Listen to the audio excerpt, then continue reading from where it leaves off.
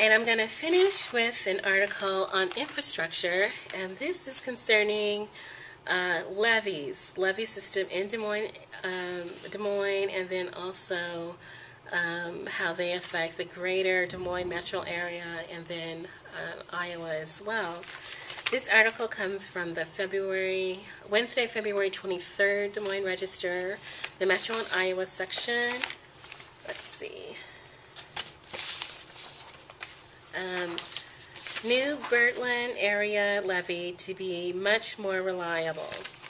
And once complete, the roughly $11 million levee project will provide the Bertland area with the strongest flood defense it has ever known. It will protect this area just as well as City Hall is protected, and that's according to Public Works Director Bill Stowe. While not completely finished, the reconstructed stretches of the levee, such as where a breach occurred in 2008, are already going to be able to better withstand flood risks, although none are immediately anticipated. Just good to know. Alright, so this is a picture of the Des Moines Public Works Director, Bill Stowe.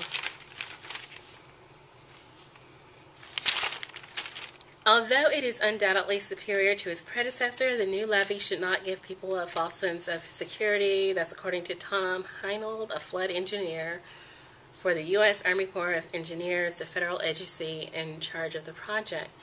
And the levee system does require, as Mayor Frank County mentioned at a recent city council meeting, it does involve several layers of government to address. It's a municipal issue, it's a state issue, and it's a federal issue as well.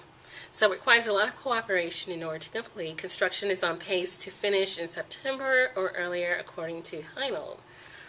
The Bertland levee was added to a core waiting list for major upgrades after widespread flooding in 1993. Scores of houses and businesses were lost in 2008, the last time the neighborhood near North High School flooded. Home and business owners in the low-lying neighborhood also fought off multiple flood scares last summer. Farther downstream from Bertland, major work has yet to start on the Central Place levee reconstruction. If weather and river levels permit, construction could start in spring and finish by December 31st. Riley Construction Company from Ocean was awarded the contract. The Central Place levee project will cost about $7.5 million. It will protect 110 businesses in the Central Place Business Park on the city's north side.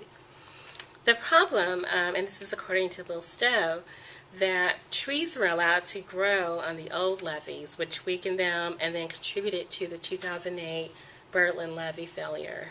He says that what you'll see in the future is us being much better about how we maintain the levees. There will be no trees growing on them, which is good news.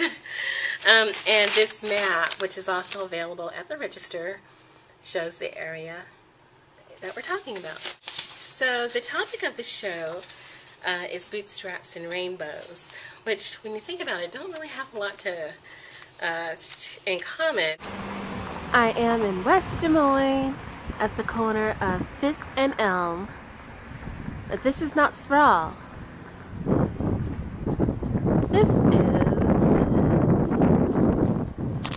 a business district full of mom and pop stores.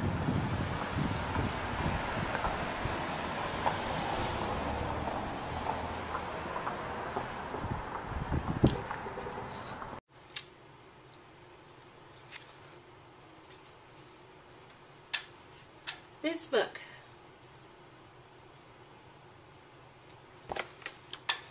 The Boy Who Harnessed the Wind, subtitled Creating Currents of Electricity and Hope, and that's by William Kamkwamba and Brian Miller. It was released in 2009. William is from Malawi. In 2002, there was a drought, famine, and hunger, which forced William to drop out of school. He was inspired by old science textbooks to bring electricity and running water to his village. And so he built a windmill from scrap metal, tractor parts, bicycle halves. And it's a very intriguing discussion to follow his progress as he persevered through a lot of family upheaval, disappointment about not completing his schoolwork, and then also trying to help his family get enough food during that famine and the drought.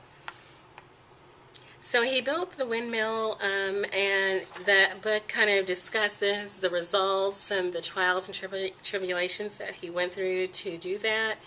It's $25.99 for the hardcover, but it is available for free at the Des Moines Public Library, and I have checked it out frequently because it's just a fascinating read.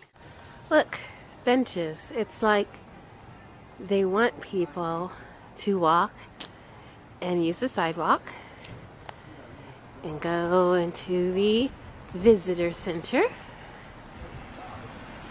into the design shop. I can get writing supplies if I want to.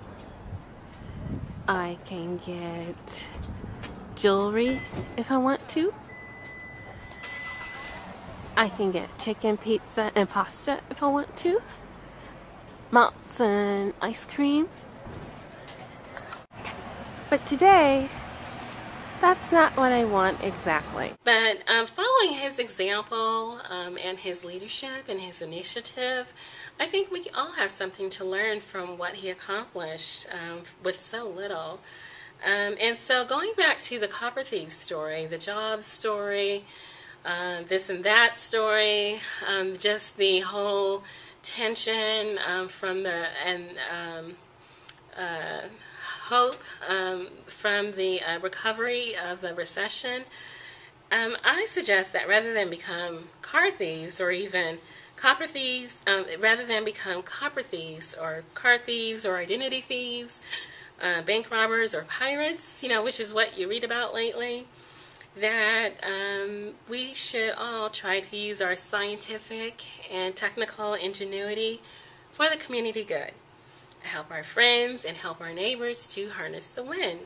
Seize the day, pull ourselves up by our bootstraps, be our own rainbows, and create our own futures. While our community leaders are doing this, and then doing that, and then doing that, we can get busy and then make our own future. And so that's my recommendation for today. Thank you so much for watching. I'll tell you what I want. What I want is here. It's here. Let's support our local businesses.